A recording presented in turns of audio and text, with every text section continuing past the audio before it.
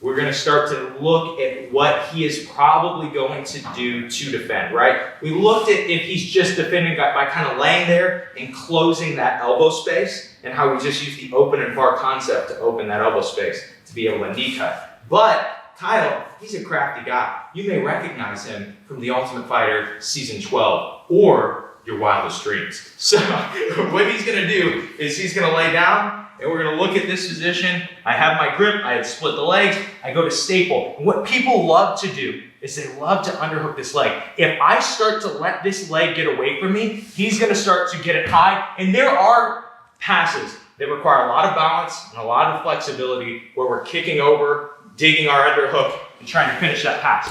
Ideally, I don't want to have to do that. I want to be able to finish my knee cut, right? I didn't enter the knee cut to try to get to some like where I kick around his head. And again, I'm having to use a lot of balance and flexibility.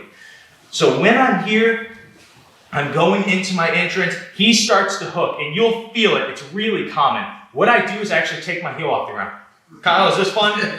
It's horrible, okay? When I take, I'll give Kyle just a second to breathe. When I take my heel off the ground, he can pull on this all he wants. It's actually really hard. Usually my other hand just kind of cups his elbow or shoulder. He starts to pull, he doesn't go anywhere. The only problem is that space is very closed. So to open the space, all we do is we open our leg just a little bit, and his hand's gonna follow.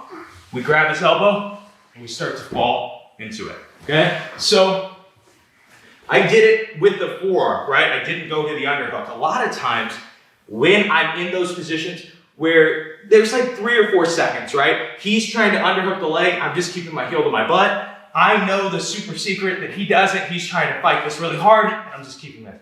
What I like to even add is we're in this like kind of middle ground. So I start to go to my underhook. My underhook starts shallow, and I don't want a huge opening for him to repummel, right? But if he does, it's not a big deal. We just go there. I start to open this leg, my knee starts to go through, and we go there, okay? What's really important about the underhook will keep him down, but I notice that sometimes guys are really, really tough at getting on their side. So anytime we feel that, we hug the head, and then we use it to press him down, okay? So again, I'll give you guys this angle.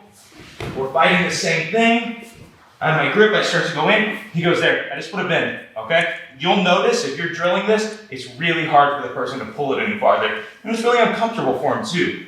He doesn't have a lot of options on where he could go because he's given up his own arm to be able to underhook that leg. So all I'm doing, my hand's on his shoulder, we're digging, I'm opening, and I'm using the point of my knee to go down. If you notice, and this is a really important tip, and I'll highlight it here, and I may not highlight it as much during it just because it's a little detail, but when I knee cut in this and he's really far on his side, I don't knee cut out, right? Because he's on his side.